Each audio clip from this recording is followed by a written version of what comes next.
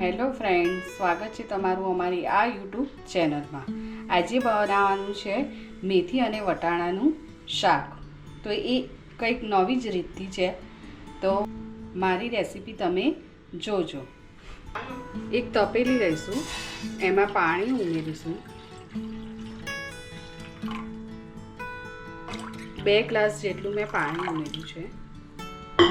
હવે એમાં પહેલાં 1 વાટકી વટાણા લીધા છે, એ પહેલાં થવા દઈશું। એમાં થોડું મીઠું અને 1 ચમચી તેલ ઉમેરીશું। થોડા થોડા વટાણા ચડી ગયા છે। હવે એમાં 1 નાના વાડકા જેટલી મેથી લીધી છે, એ અંદર ઉમેરીશું। મેથીને પણ એકાદ મિનિટ જ ચડવા દેવાની છે, પછી વટાણા અને મેથીનું પાણી નિતારી દઈશું।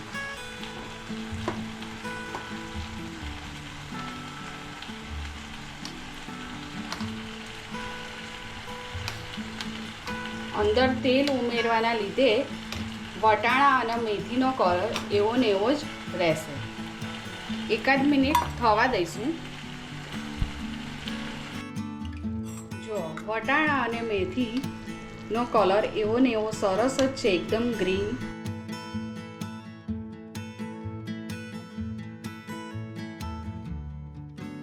પાણી નિતારી દઈશું। હવે એને થોડા ઠંડા થવા દઈશું। હવે પહેલાં ગ્રેવી કરવા માટે કઢાઈમાં 2 ચમચી તેલ ઉમેરીશું।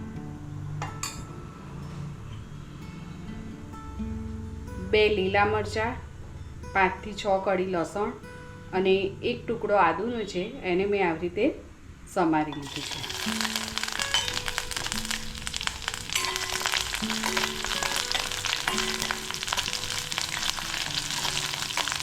આને થોડું ચડવા દઈશું।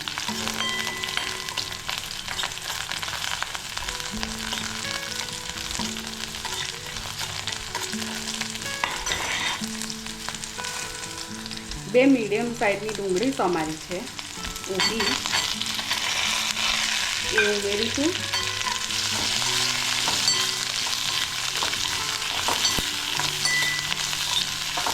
હવે આનો કલર ચેન્જ થાય ત્યાં સુધી થવા દઈશું।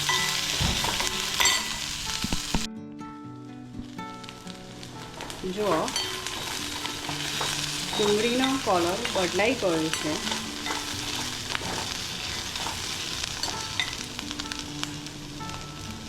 બે મીડિયમ સાઇઝના ટામેટા આવી રીતે ઊભા કટ કરી લીધા છે, એ ઉમેરીશું। હવે ટામેટાને પણ સારી રીતે ચડવા દઈશું। ટામેટા ગળી ગયા છે એકદમ સરસ સારી રીતે। હવે ગેસ બંધ કરી દઈશું।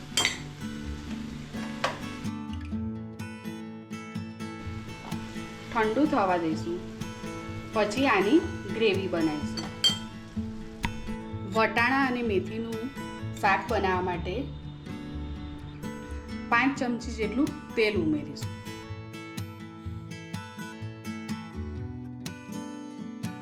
હિંગ ઉમેરીશું। બનાવેલી ગ્રેવી અંદર ઉમેરી દઈશું।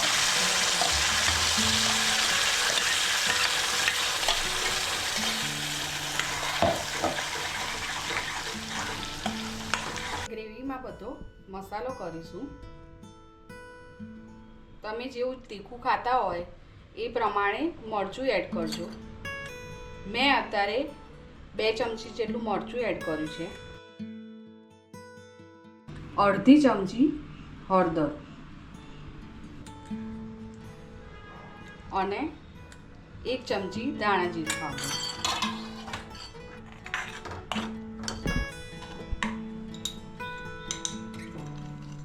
સ્વાદ અનુસાર મીઠું।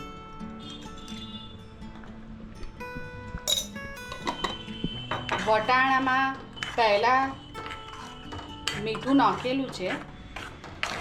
હવે સારી રીતે ગ્રેવીમાં મસાલા મિક્સ થવા દઈશું. 2 મિનિટ જેવું રવા દઈશું. ગ્રેવીમાં 1.5 ચમચી જેટલો કિચન કિંગ મસાલો ઉમેર્યો છે અને હાથ વતે મસળીને થોડી કસ્તુરી મેથી ઉમેરી છે. ગ્રેવીમાં સારી રીતે તેલ છૂટે ત્યાં સુધી થવા દઈશું. તમારી પાસે કિચન કિંગ મસાલો ના હોય તો તમે ગરમ મસાલો પણ નાખી શકો છો. ગ્રેવીમાં તેલ આવી ગયું છે તો એમાં વટાણા અને મેથી જે બાફી હતી એ આપણે ઉમેરીશું.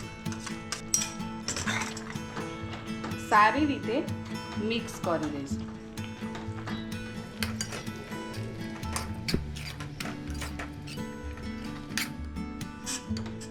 હવે આની અંદર થોડું પાણી વેડીશું. એક બટરનો ટુકડો. પનીર ઓપ્શનલ છે.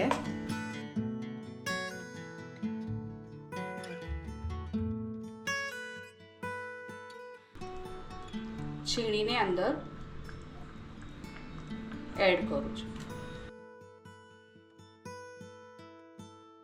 મેં અત્યારે એક નાનો ટુકડો જ પનીર લીધેલું છે.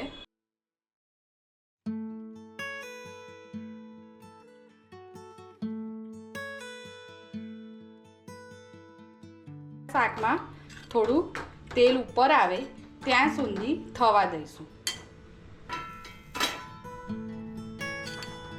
જો શાકની ઉપર હવે તેલ આવી ગયું છે. શાક તૈયાર થઈ ગયું છે. મેથી વટાણાનું શાક રેડી થઈ ગયું છે. હવે તેને પરોઠા સાથે કે રોટલી સાથે તમે ખાઈ શકો છો. જો અમારી રેસીપી તમને સારી લાગી હોય તો લાઈક કરજો અને શેર કરજો. Thank you.